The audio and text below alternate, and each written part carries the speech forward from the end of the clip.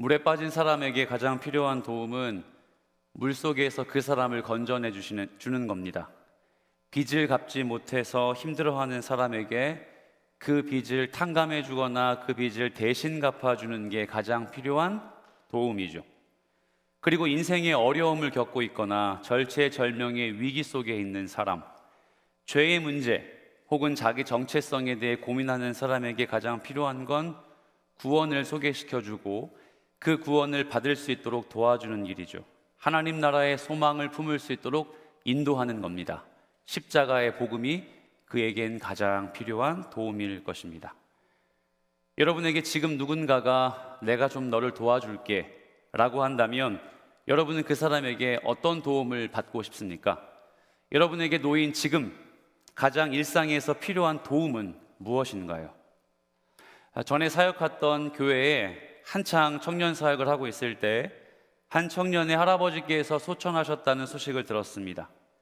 물론 교회에서 가까운 거리기도 했고 많은 청년들과 함께 그 장례식장에 방문해서 위로 예배를 드리고 유가족들을 마음 다해 격려하고 기도했습니다.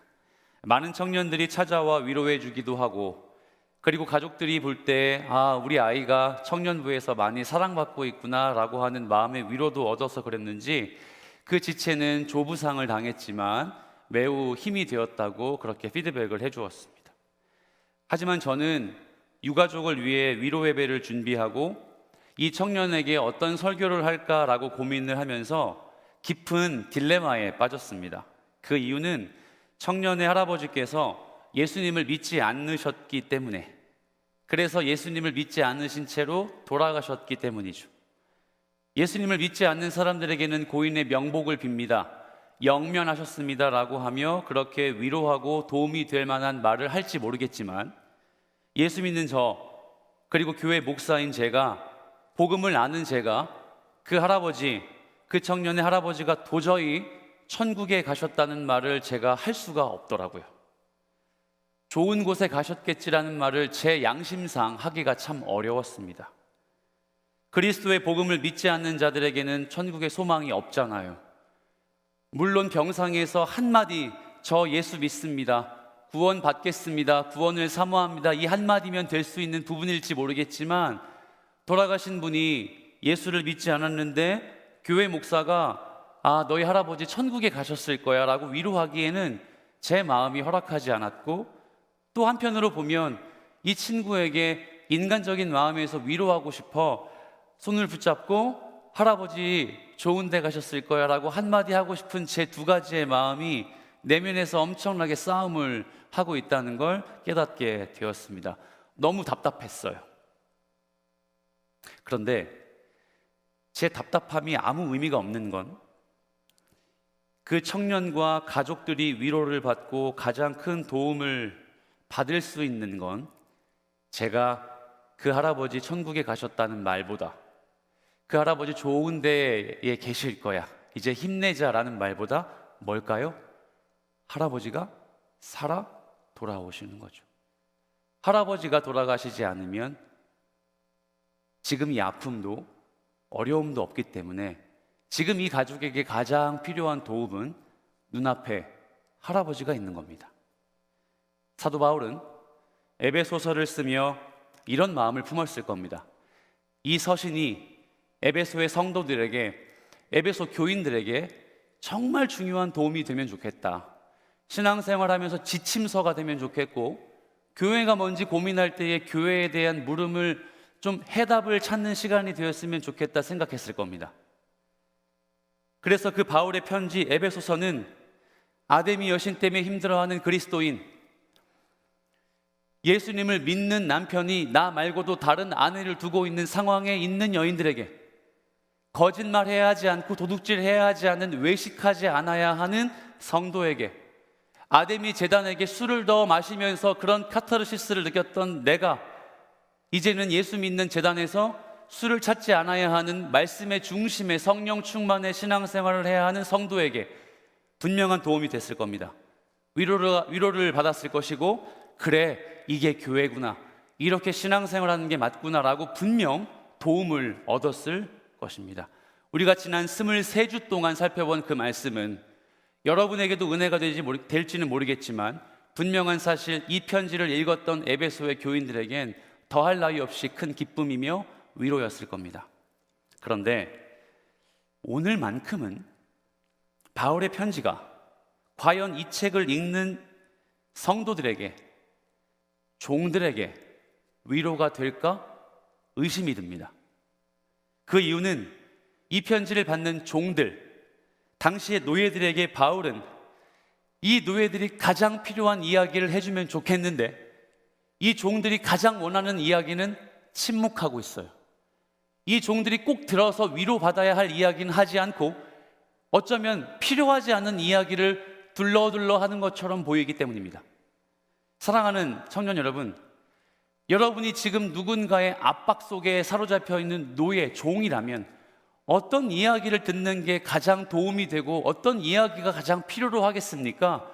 가서 자유롭게 살아라 라던가, 너 네 인생 결코 비굴하지 않아, 언젠가는 너에게도 빛이 찾아올 거야, 비록 지금은 네 주인이 너를 구타하고 너를 압박하고 너에게 자유를 주지 않지만 언젠가는 너 자유를 찾을 수 있을 거야, 이렇게 말하는 게 사도 바울이 종들에게 하는 가장 적합한 권면 아니겠습니까? 그런데 오늘은 적어도 이 편지를 읽는 종들은 그리 위로를 받지 않을 것 같다 생각을 합니다. 바울은 오히려 반대로 이야기하죠. 상전에게 잘해라, 주인에게 예수님 섬기듯이 해라. 이 말을 듣는 종들은 위로는커녕 어떻게 이런 짐승만도 못한 인생을 살고 있는 나에게, 내 자유, 내 가족, 내 모든 물질과 안식을 다 앗아가 버린 저 주인에게, 아니 바울 선생님 어떻게 예수님처럼 하듯이 저 인간에게 하라고 이야기하십니까? 라고 반문할지도 모르겠습니다. 심지어 상처받을지도 모르겠어요. 저나 여러분이 만약 이 에베소서를 읽는 교인, 노예, 종이라면 엄청 절망스러울 겁니다. 그래서 혹자는, 어떤 신학자는 이런 이야기도 해요. 본문에서 바울이 말하는 종의 개념은 사실 종이 아니다. 이건 노예가 아니다. 상전이 종을 부리는 주인, 이것도 아니다. 그냥 상징이고 비유적일 뿐이다 라고 너무 현실적이지 못한 바울의 이야기를 보며 아닐 거야, 이건 종과 상전의 이야기 진짜 아닐 거야 라고 이야기하기도 합니다. 그런데 여러분 보십시오. 오늘 여기서 본문에 나오는 종이란 단어는 헬라어 둘로스라는 단어를 씁니다. 아마 들어보실 분도 계실 거예요. 둘로스. 그런데 이 둘로스를 영어로 바꾸면 우리가 종이라고 해서 서번트라고 생각하죠. 서번트가 아니라 슬레이브예요. 슬레이브는 뭐죠? 노예예요. 당시 그리스 헬라 시대에는 실제로 노예와 주인의 관계가 너무도 일반적이었습니다. 본문을 더 정확하게 이해하기 위해 이 글을 지금 읽고 있는 종이 누군지, 주인이 누군지 깊이 한번 본문 안으로 들어가 보겠습니다. 당시의 종들은 누구였느냐? 엄청나게 많은 전쟁들이 일어났죠. 그렇기 때문에 강대국들은 전쟁에서 승리하면 그 전쟁에서 패배한 나라의 남자들을 사옵니다. 이 사람들이 뭐가 되죠? 우리나라의 종이 되는 거예요. 노예가 돼요. 혹은 너무도 큰 강대국 옆에 붙어있는 약소국들이 스스로 자기의 자유를 포기하고 강대국에 투항해서 강대국 주민들의 노예가 됩니다. 그러면 여러분, 이 노예가 저 같은 가장이라면 저뿐만 아니라 누가 같이 노예가 될까요? 제 아내와 제 자녀들이 모두 노예가 되는 거예요. 그래서 제가 투항할 뿐인데 제 자녀 손손이 다 노예의 신분을 벗어낼 수가 없어요. 그래서 당시에 그리스 철학자였던 이 사람 아시죠? 아리스토텔레스는 이런 이야기를 합니다. 자, 아리스토텔레스의 이야기를 제가 읽어드릴게요. 도구들 중에는 살아있지 않는 도구와 살아있는 도구가 있다. 예를 들어 배의 조타수에게 있어서 방향타, 핸들이죠. 이건 살아있지 않는 도구임에 반해 뱃머리에 있는 파수꾼, 그러니까 오른쪽에, 그 당시엔 레이더가 없었으니까 오른쪽에 배가 옵니다, 왼쪽에 바위가 있습니다 라고 하고 뱃머리에 있는 사람은 뭐란 뜻이에요? 살아있는 도구다. 이와 같은 것들을 모두 소유물이라고 부를 수 있으며 사람들의 자산, 재산이 된다. 그리고 노예는 대표적인 살아있는 도구이자 소유물이다. 당시 사회에 아리스토텔레스뿐만 아니라 많은 철학자와 권위자들도 하나같이 노예를 주장했습니다. 노예의 필요성을 주장했죠. 이 노예는 사람이 아니라 짐승이었습니다. 그리고 이 노예는 짐승만도 못한 도구였습니다. 그러니까 뭘까요? 내 일정한 필요에 동원되는 무생물과 같은 존재였던 거예요. 인격적인 존재가 아니라 도구적인 측면에서의 내가 부릴 수 있는 대상이에요. 아무런 가치를 부여하지 않았습니다. 그저 노예들은 살아있는 도구에 불과했습니다. 따라서 오늘 본문에서 사도 바울이 이야기하는 대상, 누구요? 종, 노예들은 이 편지를 읽을 만한 자격이 있을까요? 없을까요? 없어요. 에베소 교회 안에 성도가 될 자격조차 없었던 사람이에요. 왜요? 이들은 개종한 에베소의 교인의 종이었기 때문에 어디 종이 와서, 노예가 와서 종교를 가져? 무생물 주제에, 짐승 주제에, 도구 주제에. 여러분 잘 생각해 보십시오. 제가 에베소의 노예이고 종인데 저를 위해 바울 선교사가 편지를 썼다고요? 그럼 일단 뭘까요? 내용 자체를 떠나서 저에게는 엄청 큰 영광인 거예요. 주인이 저에게는 무생물 취급을 하고 도구 취급을 하고 짐승 취급을 하는데 3년 전 다녀간 바울 선생님이 나를 기억하고 나의 신분인 종에 있는 사람들에게 모두 일정한 메시지를 담아서 편지를 썼다니 일단 내용 자체를 떠나 저를 위한 글도 있다고요? 저희들을 위해서도 바울이 글을 쓴 거예요? 라고 해서 반길지도 몰라요. 이건 엄연한 교회 공동체의 질서에 위배되는 것이었어요. 아무리 바울이라 하지만 우리 모든 정서를 담지 않고 있는 글을 남기고 있다라고 하며 이 글을 부인할지도 모르는 상황입니다. 도구나 동물과 같은 취급을 받았던 노예들에게 그들의 주인이나 다른 평범한 사람들이나 읽을 수 있는 이 서신을 나 종이, 노예가 이 성경이 되는 서신을 읽을 수 있게 된 것이죠. 그래서 이들의 마음속엔 어쩌면 엄청 기대가 있었을지도 몰라요.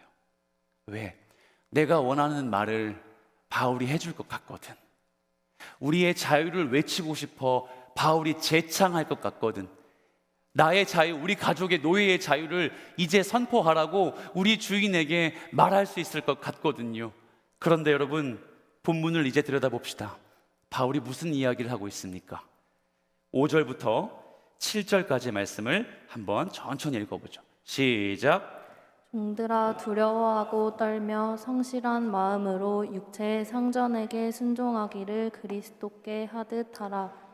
눈가림만 하여 사람을 기쁘게 하는 자처럼 하지 말고 그리스도의 종들처럼 마음으로 하나님의 뜻을 행하고 기쁜 마음으로 섬기기를 주께 하듯 하고 사람들에게 하듯 하지 말라.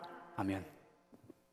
바울은 두려워하고 떨며, 바울은 성실한 마음으로 너희 상전에게, 바울은 그거에 그치지 말고 예수님에게 가듯 하라 라고 하며 세 가지의 중요한 권면을 남깁니다. 두려워하고 떨며 순종해라. 주인에게 성실한 마음으로 대해라. 또 주인에게 세상에 예수 그리스도께 대하듯 네 주인에게 대하라. 각각 어떤 의미가 있을까요? 한번 우리 자세히 한번 이 말씀을 분석해 보죠. 첫 번째, 두려움과 떨림으로 상전을 대하라 라고 나와 있습니다. 5절이죠. 여러분, 두려움과 떨림이라는 표현은 조금만 깊이 생각해 보면 신구약을 막론하고 이 관용어구는 정말 많이 나와요. 성경을 지은 성경의 기자나 성경에서 하나님의 부르심을 받은 성경의 주인공들을 보면 늘 두렵고 떨림이라는 표현으로 자기 자신의 상태를 소개해요. 예를 들어 출애굽기 3장에 호렙산에서 하나님의 불꽃 가운데 임재하시는 능력을 봤을 때 모세는 두렵고 떨렸습니다. 다윗은 늘 하나님 앞에서 두렵고 떨리는 마음으로 신실하게 코람데오의 삶을 살았죠. 사무엘도 마찬가지죠. 마지막 사사인 사무엘도 하나님 앞에 두렵고 떨리는 마음을 금할 수 없었습니다. 성경을 찾아보겠습니다. 예레미야 2장 12절. 자, 예레미야 선지자죠. 이 선지자가 2장이면 앞부분이에요, 뒷부분이에요? 앞부분입니다. 예레미야가 이야기합니다. 너 하늘아, 이 일로 말미암아 놀랄지어다, 심히 떨지어다, 두려워할지어다, 여호와의 말씀이니라. 예레미야가 하나님에게 말씀을 받는 장면이에요. 예루살렘의 함락과 예루살렘의 피폐함을 보고 예언하라는 말씀을 받은 장면이죠. 그럼 여러분 상상해 보십시오. 예레미야 앞에 뭐가 있습니까? 하나님의 말씀이 있습니다. 예레미야 앞전에 하나님의 말씀이 나에게 임했습니다. 하나님의 말씀 앞에서 모든 성도가 취해야 할 자세가 뭐예요? 두렵고 떨림이에요. 성경의 기자, 성경의 주인공들이 하나님의 임재를 보거나 하나님의 임재를 상징하는 말씀을 들었을 때 두려웠습니다. 떨렸어요. 신약으로 가보죠. 에베소서의 저자인 바울은 빌립보 교회 성도들에게 이런 말을 남깁니다. 2장 12절이죠. 그러므로 나의 사랑하는 자들아, 너희가 나 있을 때뿐 아니라 더욱 지금 나 없을 때에도, 보세요, 항상 복종하여 두렵고 떨림으로 너희의 무엇을? 구원을 이루라. 신약으로 와서 구원 앞에 존재하는 성도의 모습은 뭐라는 거예요? 두렵고 떨림이에요. 그렇다면 두렵고 떨림은 언제 사용하는 단어일까요? 여러분이 지금 말씀 앞에 두렵고 떨리는 거예요. 설교를 준비하는 저는 정말 두렵고 떨려 미치겠어요. 이 말씀이 여러분에게 해가 될까 봐, 이 말씀을 잘못 전해서 여러분에게 좋은 양식을 전달하지 못할까 봐. 두렵고 떨림은 하나님의 임재 앞에서 모든 성도가 대해야 할 자세였습니다. 그런데 이런 자세를 사도 바울이 누구에게? 노예들에게. 누구에게 대하듯 하라? 상전에게 대하듯 하라. 이게 말이 됩니까? 어떻게 나를 짐승 취급하고 내 아내의 인권, 내 자녀의 인권은 모두 앗아간 그 주인에게 어떻게 하나님을 대하듯 하나님의 임재를 경험한 것처럼 두렵고 떨림, 경외라고 하죠. 경외함으로 대할 수 있게 말할 수 있느냐는 거예요. 두 번째로, 성실한 마음으로 상전들에게 순종하라. 우리가 이해하는 성실은 아침에 일찍 일어나 내게 모든 주어진 과업을 이행하고 시간 관리를 철저하게 하는 그런 어떤 삶의 패턴을 이야기하는 것처럼 들립니다. 하지만 성실의 원어적인 의미를 보면 이런 말이에요. 일편단심. 혹시 여러분 일편단심이란 말 압니까? 일편단심이란 말은 한 마음이라는 거예요. 그냥 한 마음. 제가 제 아내를 사랑하면 사랑하는 거 한 마음이죠. 사랑하지만 다른 마음이 있으면 그건 일편단심이 아니에요. 여러분이 예수님을 사랑하고 존경하고 경외하고 닮고 싶으면 그게 한 마음이죠. 그래서 우리는 예배할 때 뭐라고 합니까? 신실하신 하나님을 우리가 찬양한다. 여기서의 신실이란 말이 바로 오늘 우리가 사용하고 있는 일편단심이며 성실이에요. 근면성실과는 거리가 좀 먼 표현인 것이죠. 그럼 신실은 어떻게 정의할 수 있을까요? 주인 앞에 두 마음 품지 마라. 야, 이거 어렵습니다. 어떻게든 도망가고 싶을 텐데. 주인님 하지만 조금만 틈이 생기면 자유를 찾아서 내 본국으로 돌아가고 싶고, 주인님 하면서 시키는 일을 잘 복종하지만 어떻게 하면 내 자유를 찾을 수 있을까? 한 마음 품는 건 불가능하다 생각하지 않습니까? 그런데 여기서의 일편단심도 상당히 흥미롭습니다. 야고보서에 보면 4장 8절에 이런 이야기를 하죠. 자, 여러분이 한번 읽어주세요. 시작. 하나님을 가까이 하라. 그리하면 너희를 가까이 하시리라. 죄인들아 손을 깨끗이 하라. 두 마음을 품은 자들아 마음을 성결하게 하라. 아멘. 사도 야고보, 예수님의 친족이며 훗날에 예루살렘 교회의 장로가 되었던 사도, 그래서 행함이 없는 믿음은 죽은 믿음이라 말했던 그 야고보가 하나님을 향한 마음의 태도를 이렇게 설명합니다. 두 마음 품으면 안 돼. 그런데 어떤 이야기를 하는지 아세요? 두 마음을 품으면 하나님도 너희를 가까이 하지 않아. 그래서 여기에서의 두 마음이란 대상이 누구예요? 하나님이에요. 자, 첫 번째, 두려워하고 떨며도 하나님을 향한 나의 태도를 이야기하는 단어이고, 두 번째, 신실, 성실, 일편단심이란 이 단어도 사실 보면 두 마음을 품지 말라고 하는 하나님 앞에서의 성도의 태도를 이야기합니다. 우리가 너무도 잘 부르는 내가 주인 삼은 모든 것 내려놓고 내 주 되신 주님 앞에 나아가, 바로 이 찬양의 가사와 같이 우리는 두 마음을 품을 수 없는 걸 하나님에게만 적용할 수 있는 그 모습을 갖고 있는 성도입니다. 그런데 사랑하는 여러분, 바울은 이 단어조차도 하나님이 아닌 나의 삶을 피폐하게 만드는 주인을 향해 쓰라고 이야기합니다. 이 두 가지만 봐도 바울은 조금도 이들의 삶에 공감하지 않고 있다는 걸 알 수 있습니다. 어떻게? 종들에게 현실에서 느끼는 어려움과 고통을 이리도 모를까? 사도 바울은 가말리엘 문화생의 로마 시민권자의 유대인에서도 아주 이름난 족보에 해당하는 사람이에요. 그러니까 그는 누구 밑에 들어가 본 적이 없어서 그랬을까? 누구의 노예와 천박한 신분에 처해 본 적이 없어서 그랬을까?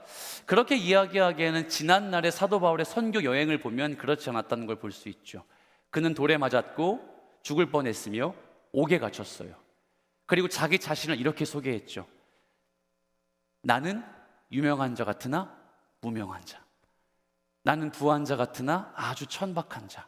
그리고 자기 자신을 소개할 때 만삭되어 난 자 같지 못한 자라고 자기 자신을 그렇게 소개했어요. 그러면 우리는 결론 지을 수 있어요. 사도 바울은 자기가 누구 밑에 들어가 보지 못해서 이런 종들에게 말도 안 되는 권면을 하고 있는 것인가 라고 오해한 것이 풀리게 되죠. 그리고 세 번째 이렇게 이야기합니다. 더 절망적이고 더 비참합니다. 그는 종들을 향해 이렇게 말하죠. 주인을 향해 그리스도에게 순종하는 것처럼 순종해라. 너희를 인간 취급하지 않고 일거수, 일투족, 괴롭게 하며 온갖 폭력으로 육체와 마음을 병들게 하는 네 주인에게 누구와 같이 예수 그리스도와 같이 순종하듯이 그 주인에게 순종하라. 그냥 참고 견뎌, 버텨 라고 해도 위로가, 감동이 전혀 오지 않을 판에, 저기 저 글로만 우리의 복음을 전하는 저 선생의 이야기가 전혀 도움이 되지 않을 판에 저 원수 같고 왼수 같은 주인에게 마치 예수님을 대하듯 대하라고? 여러분, 이 글을 읽는 노예들이 얼마나 마음이 어려울지 상상이 됩니까? 바울의 권면이 얼마나 절망적으로 들릴지 여러분 이해가 됩니까? 나와 같은 종들에게도 편지를 썼다고 한 걸음에 달려가 회람서신이었어요. 회람서신이 뭔지 아세요? 누구나 다 볼 수 있는 글이었어요. 그러면 두기고에 의해서 이 에베소서가 에베소 교인에게 도착했어요. 바울의 편지다. 장로님, 집사님 모두가 봤어요. 그리고 종인 나에게는 이 편지가 오지 않을 거야 라고 해서, 야, 너를 위한 글도 있어. 그 글을 보는 순간 희망과 자유를 만끽하고 싶은 그 기대는 온갖 절망으로 바뀌어버렸습니다. 이 이야기를 듣는 노예 입장에서 모르긴 몰라도 바울의 요구를 안 합니다. 저 안 해요. 어떻게 그럴 수 있습니까? 바울 스님, 저희 인생을 알면서도 그러시는 거예요? 이 원수를 어떻게 내가 이해하고 원수를 사랑하고 심지어 예수님을 대하듯 그렇게 대할 수 있습니까? 오히려 바울에게 답장을 쓸 것 같아요. 선생님, 제가 믿는 복음을 그만 믿겠습니다. 이렇게 얘기하는 게 그리스도의 복음이라면 저는 도저히 못하겠습니다. 차라리 죽음을 택할지도 모르겠습니다. 그런데 바울은 지금부터 시작이죠. 여기에서 그치지 않고 종들에게만, 노예에게만 이 이야기를 그치지 않고 그들의 주인에게로 향합니다. 자, 주인에게 뭐라고 이야기하죠? 9절 말씀에 나와 있습니다. 한번 읽어주시겠습니까? 시작. 상전들아, 너희도 그들에게 이와 같이 하고 위협을 그치라. 이는 그들과 너희의 상전이 하늘에 계시고 그에게는 사람을 외모로 취하는 일이 없을 줄을 너희가 알미라. 아멘. 당시에 그리스 로마 사회의 노예법상으로 본다면 종들을 향해서 말하는 바울의 태도는, 잘 들으세요, 주인의 관점에서는 It's okay죠. 좋은 거예요. 그렇지, 맞아. 종들이 나에게 그렇게 해야지. 내가 얼마를 주고 이 인간을 사왔는데 노예 한 사람의 값어치가 얼마나 컸는지 여러분 아시지 않습니까?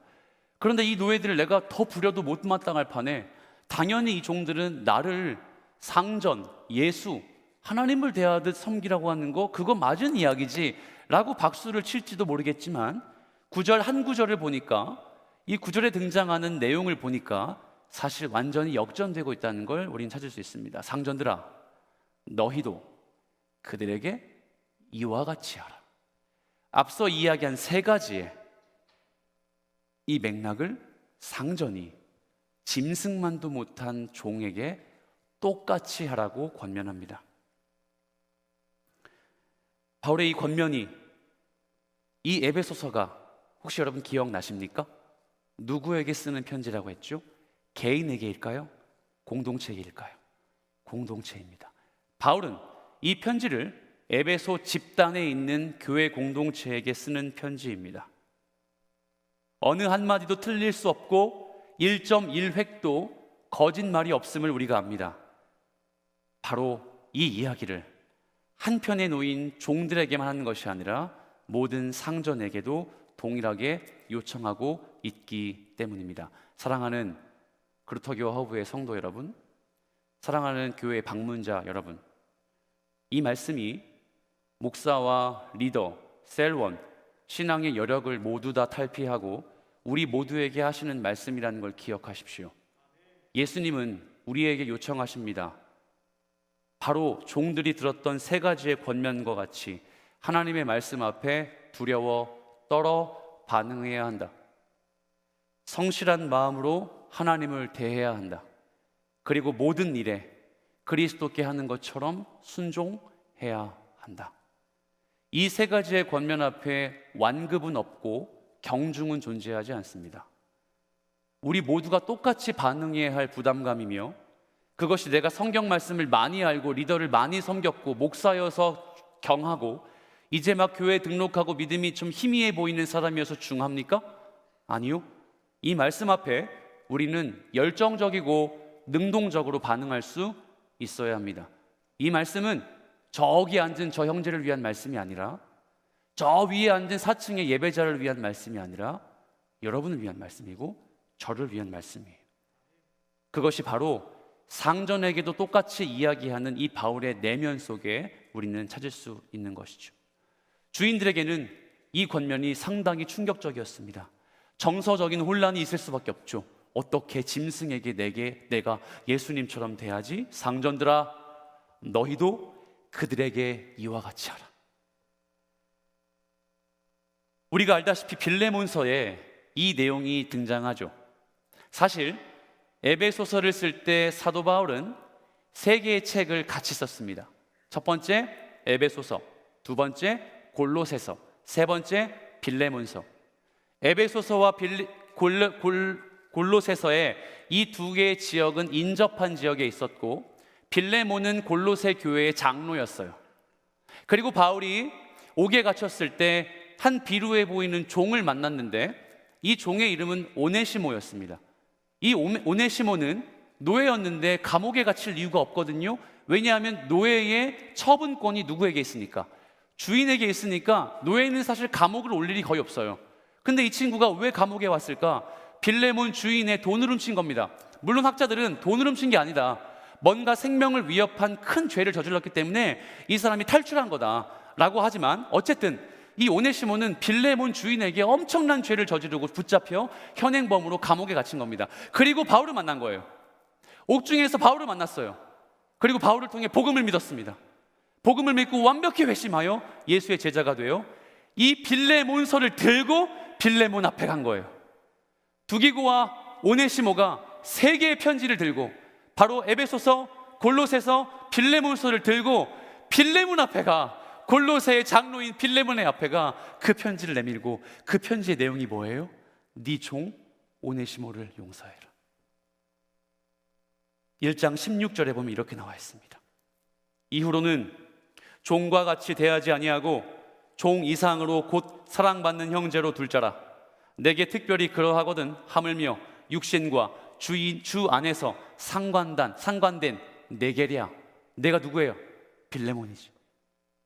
곧 만나 잠깐 복음을 나눈 나도 오네시모가 내 형제인데 오랜 시간 너와 함께 동고동락한 그 오네시모가 너에겐 이 정도뿐이겠니? 라고 하며 그에게 용서를 촉구합니다. 자기의 재산을 훔친 범죄자를 향해 이제는 노예뿐만 아니라 노예보다 더 못한 극악무도한 죄인이며 짐승 같은 놈에게 용서하라고 사도 바울은 사랑하는 형제가 되라고 마음의 부담을 줍니다. 사랑하는 여러분, 복음은 바로 이런 것입니다. 그리스도의 복음은 사회와 문화, 당시의 통념과 가치관과 발맞추어 가지 않습니다. 때로는 그 가치관과 통념을 깨는 것이 우리가 믿는 그리스도의 복음이고, 당시의 상황과 당시의 이상, 당시의 모든 젊은이들이 추구하는 걸 나 홀로 하지 않을 수 있는 것이 복음의 효과입니다. 그것이 복음의 본질이죠. 여러분, 저는 여러분에게 말씀하시는 너도 그들에게 이와 같이 하라, 이 말씀을 마음에 새기시길 축복합니다. 그게 복음이기 때문이죠. 말씀 앞에 누구도 왕도가 없습니다. 그저 말씀 앞에 오롯하게 머리를 무릎 사이에 박고 엎드려 기도하는 심정으로 성도의 삶을 사는 게, 그게 바로 복음을 아는 그리스도인의 자세가 되는 것이죠. 그걸 들은 거예요. 상전이 노인 수십 명을 거느리고 있는 이 주인이 그 수십 명의 짐승만도 못한 자들에게 예수님처럼 대하라고 한 겁니다. 제가 만약에 주인이라면 나는 못해. 차라리 종에게 요구하는 게 쉬울 수 있죠. 나는 절대 상전으로 그 짐승만도 못한 놈들을 더 부려먹고 더 때리고, 당시의 남자의 노예들은 어떻게 했죠? 거세를 당했어요. 이게 무슨 말일까요? 생식의 욕구조차도 빼앗아 버리는 겁니다. 생식의 욕구조차도 빼앗아 버려 도구 취급하는 이 사람에게 내가 예수님을 대하듯이 남자로서 누릴 원초적인 쾌락조차 느끼지 못하게 만드는 그 주인이 어떻게 이 요구에 반응할 수 있을까요? 여러분, 종들에게 한 권면과 상전에게도 동일하게 해야 된다는 이 바울의 권면을 잠시 묵상한 우리가 바울의 의도를 이제 한번 간파해 봅시다. 바울은 무슨 이야기를 하고 싶은 걸까요? 서로에게 주님께 대하듯 대하라. 서로에게 인격체로 섬겨라. 이 말이 혹시 여러분 그냥 도덕 윤리적으로 들리십니까? 성숙한 모습으로 말 예쁘게 하고 표정 좀 교회 다니는 교회 오빠 정도로 삼아야 하고, 그래 정말 남들이 다 노할 때 나 혼자 예스 해야지, 이렇게 객기 부리고 예수님 잘 믿는다고 새벽 예배 한 번 나오고 금요기도회 나오고 제자훈련 통해서 보고서 작성하고 교리 공부 많이 했다고 교만한 척하고, 이게 진짜 우리에게 요구하는 하나님 말씀의 은혜일까요? 이 말씀은 도덕적이지도 윤리적이지도 거룩한 성품을 가지라고 하는 말씀도 아닙니다. 마음 좀 단단히 먹고 네 종의 삶 이제 힘들 거야, 이제 힘들어도 버텨내, 이 말씀일까요? 전혀 아니에요. 바울이 오늘 6장 5절부터 9절까지 하는 이 말씀은 바로 8절 때문입니다. 뭐라고요? 8절 때문이에요. 자, 8절 말씀을 함께 천천히 읽어보겠습니다. 시작. 이는 각 사람이 무슨 선을 행하든지 종이나 자유인이나 주께로부터 그대로 받을 줄을 알미라. 아멘. 예수 그리스도의 관계가 내가 예수 믿고 성도가 되어 성립되었을 때, 집중되었을 때 그 성령 충만의 능력은 우리의 삶에 완전히 드러난다고 이미 1, 2, 3, 4, 5장을 통해 배웠습니다. 그러면 여러분 어떠세요? 삶이 바뀝니까? 인생이 평탄한 대로가 펼쳐집니까? 행복하게 되나요? 성령 충만해도 우리의 인생은 변한 게 하나 없고, 심지어 예수 믿지 않고 세상의 더러운 것들을 추구하는 사람들의 곰팡이처럼 달라붙어서 그 인생을 담고 싶은 게 우리의 욕구 아닙니까? 그런데 사도 바울은 무엇을 이야기하고 있습니까? 그래, 안 바뀐다는 거죠. 절대 바뀌지 않아.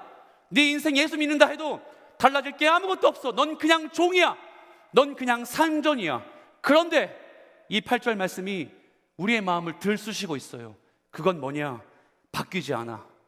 종이나 자유이나, 즉 네가 종의 삶을 살든지 자유를 얻든지 그건 중요하지 않아. 그게 아니라 주님이 그대로 받을 줄 알미라. 어려우시죠? 이 말이 뭔지 아십니까?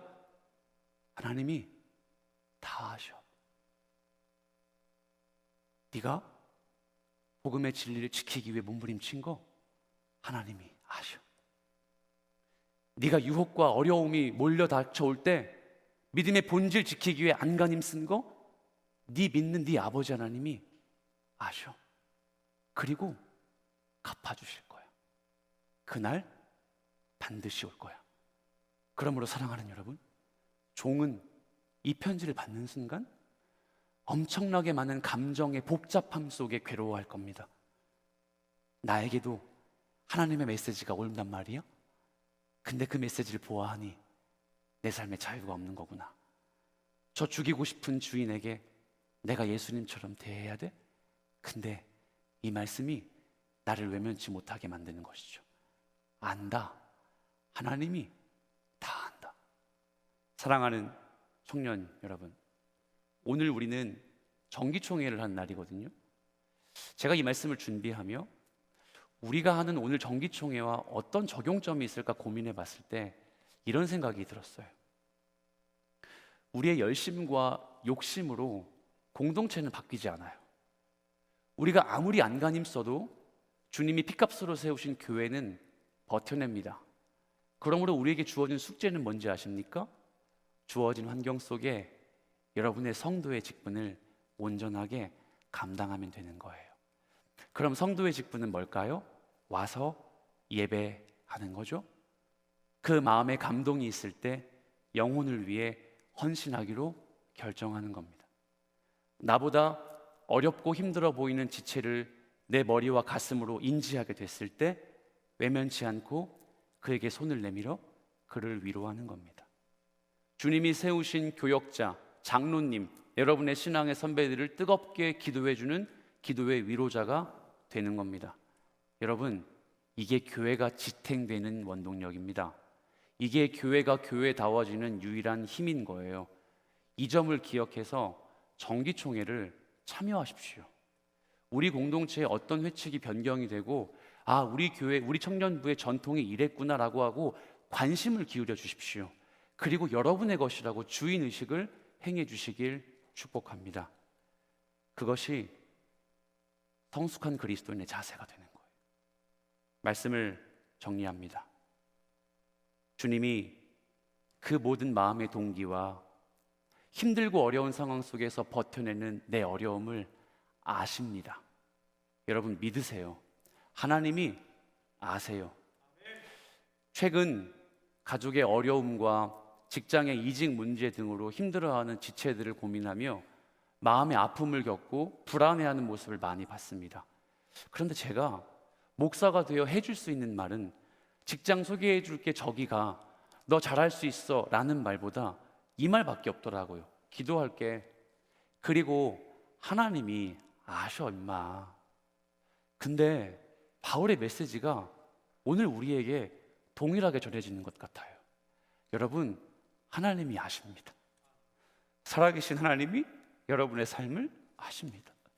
힘들고 어려움 속에서 예수 믿는 거 당장은 부인하고 다시 교회 떠나고 싶은 생각에 있는 자들까지도 하나님이 다 아십니다. 그리고 바울은 거기서 끝내지 않고 우리에게 말씀합니다. 그날이 올 거야. 하나님이 갚아주시는 그날이 올 거야. 비록 우리는 몰라요. 언제 올지, 어떻게 올지, 어떤 복으로 임재할지 몰라요. 그런데 그 약속 하나만큼은 진리래요. 반드시 온다. 반드시 내 어려움과 성도의 삶을 사는 걸 아는 하나님의 은혜가 반드시 나에게 온다. 도무지 앞이 보이지 않는 우리 청년들의 인생길에서 교회는 늘 이런 메시지로 우리를 유혹합니다. 괜찮아. 그럼에도 불구하고 소망 붙들어. 그럼에도 불구하고 직장 어려워도 훈련받아. 그래도 말씀 붙들어. 예배 나와. 괜찮아. 이것이 나에게 유혹처럼 들릴 때가 있죠. 압니다. 인정합니다. 그런데 교회가 여러분에게 무슨 말을 할 수 있습니까? 목사가 여러분에게 어떤 말로 유혹할 수 있죠? 세상과 타협해. 뱀같이 지혜로워. 남보다 잘 될 거야? 아니요. 하나님이 다 하셔. 그러니까 나와서 예배해. 하나님이 갚아주실 거야. 저 4층에서라도 예배해. 하나님이 함께 하실 거야. 제발 좀 셀에 나가서 네 어려움 좀 고백해. 그리고 기도받아. 청년들 지체들의 위로 좀 받아. 네 문제 절대 안 풀릴 거야. 그래도 기도받아. 이게 성도입니다. 그리고 기대합니다. 아시는 하나님이 갚아주실 그날을 말이죠. 여러분에게 이 은혜를 촉구합니다. 아니, 이 은혜의 사모하기를 촉구합니다. 하나님이 갚아주실 겁니다. 단지 쳐다보십시오. 주목하십시오. 시선을 거두지 마십시오. 그게 무슨 말일까요? 하나님을 주목해야죠. 하나님이 나와 함께 하신다는 걸 주목해야죠. 왜 외면합니까? 왜 딴짓거리하죠? 왜 말씀보다 다른 무언가를 내 마음속에 집어넣으려고 그렇게 힘을 냅니까? 괜찮아요. 말씀이면 됩니다. 괜찮아요. 하나님 말씀이면 충분합니다. 그리고 마지막으로 괜찮아요. 예수면 돼요. 우리에게 예수면 충분해요. 그 예수를 붙들고 주님이 갚아주실 그날을 기대하며 한 걸음 한 걸음 나아가는 여러분 되시길 살아계신 예수 그리스도의 이름으로 축복합니다. 아멘.